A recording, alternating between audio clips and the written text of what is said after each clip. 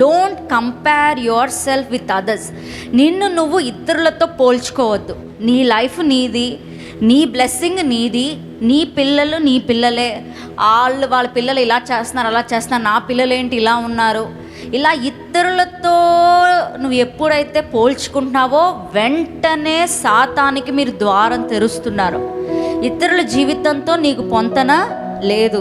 నీ జీవితం నీదే, వాళ్ళ జీవితం వాళ్ళదే. ఏనాడు నీ జీవితాన్ని ఇతరులతో పోల్చుకోకూడదు.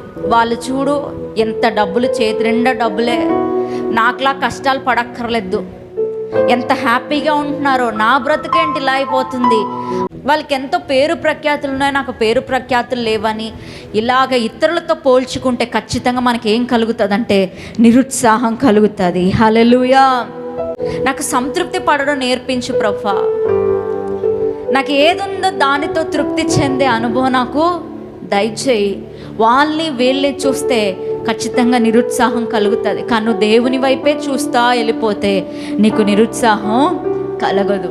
ఏదైనా రన్నింగ్ రేస్ పెట్టారనుకోండి, పక్కనోడు ఎంత స్పీడ్గా వెళ్తున్నాడో చూస్తే నువ్వు నీ యొక్క పరుగుని కొనసాగించలేవు. వాళ్ళు ఎలా స్పీడ్గా వెళ్తున్నారు, నాకంటే ముందు వెళ్ళిపోతున్నారు, వాళ్ళు ఇటువైపు వాళ్ళు ఎలా వెళ్తున్నారంటే నీ పరుగు నువ్వు కొనసాగించలేదు. నీ గురి అంతా నా యొక్క ట్రాక్ ఇది, నేను నా గురి వద్దకే నేను పరిగెడతాను, యేసయ్యే నా గురి, ఆయన చూసుకుంటా నేను పరిగెడతాను. హల్లెలూయా.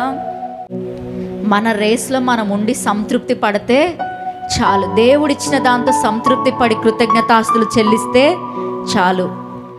దేవుడే మనల్ని చూసుకుంటాడు. దేవుడే తగిన సమయంలో మనల్ని హెచ్చిస్తాడు. తగిన సమయంలో దేవుడే మనల్ని పైన పెడతాడు. కానీ ఆ లోపు కంగారపడి వీళ్ళ జీవితాలు చూసి మనం ఏదో ఒక తప్పటడుగులేస్తే మనకి గట్టి దెబ్బలు తగులుతాయి. హల్లెలూయా.